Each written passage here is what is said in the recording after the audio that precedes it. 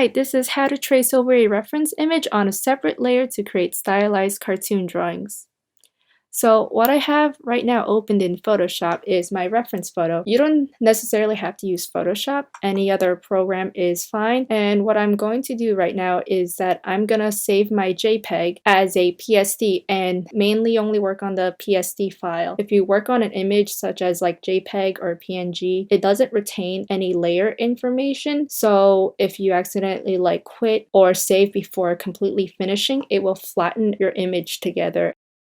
Create a new layer, and what you're going to do is get the bucket fill tool and to cover the top layer white, and then click and drag that layer beneath the reference image. Adjust the opacity of the reference image so it's still visible, but you can see the white background underneath it, so it's easier to draw on top. Next, you're gonna first lock in the layers so you don't accidentally draw over them.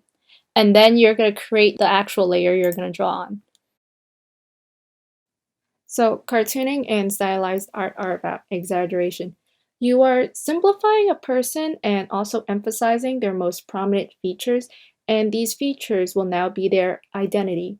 So before I start drawing, the first step that I need to do is to look at my reference photo and identify the most prominent features and their basic shapes of this man. And those are his eyes, nose, brow bone, crow's feet, the swirl on his hair, smile lines, and the face shape.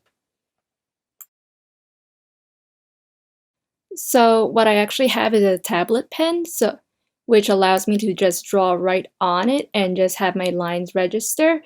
And a lot of people that are starting out, they might not have it yet. So if you have a computer mouse, what you can use to draw lines is with the pen tool, which is over here on the left-hand side of the bar.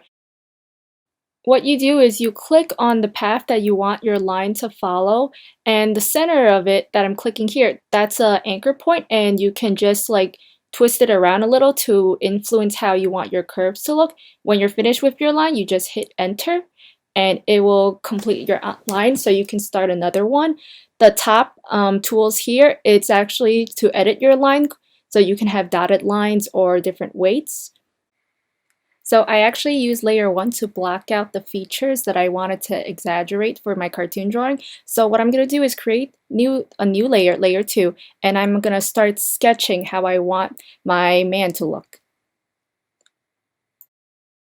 I'm using the color blocks that I created on his face to help guide me on how I want the lines to come out and how I want his features to be shaped.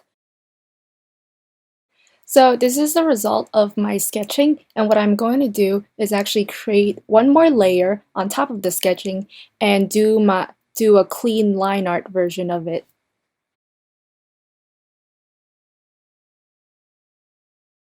So this is the end result of my line art, and what I'm going to do now is to create a folder and to put every other layer that I'm not going to use for the coloring process into it so I do not mess it up.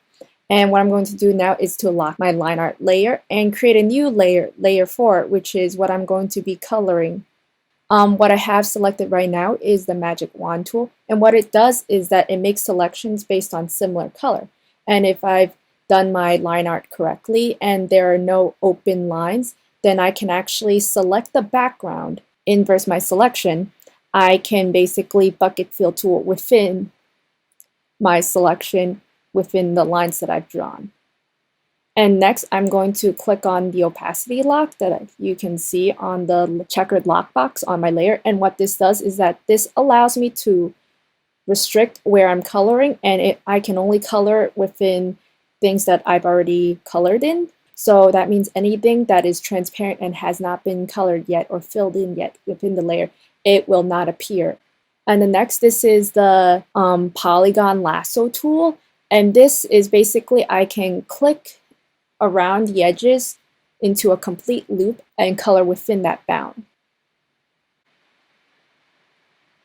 Another thing to take note is there's a way you can actually color, similar to the opacity lock that I've put onto my layer 4, is to create a new layer and then set it as a clipping mask. That means anything that you color on top of that on that layer, it will only appear if there was already something beneath the layer before. So since I already have my base colored, I can use this layer as my shirt color and color within the boundaries I've created.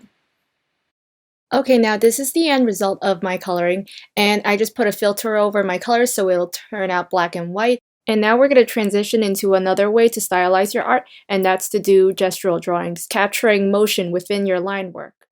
As I'm looking at this dancer, her movements look very loose, they look very flowy and organic. So those are the type of lines that I'm going to draw her with, and I'm going to avoid hard angles.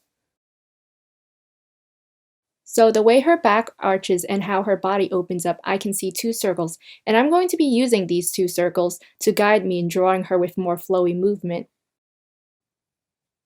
And as you can see, I'm exaggerating the way her body looks in order to emphasize her movements. And when you're stylizing, you're basically just choosing what you want to bring out in a character. And a great way to actually practice stylizing is to practice drawing very fast, because that way you are more focused on bringing out forms rather being lost in details. And also looking at styles from your favorite artists and just reflecting on what makes them unique and what did they choose to bring out in their characters that others don't have.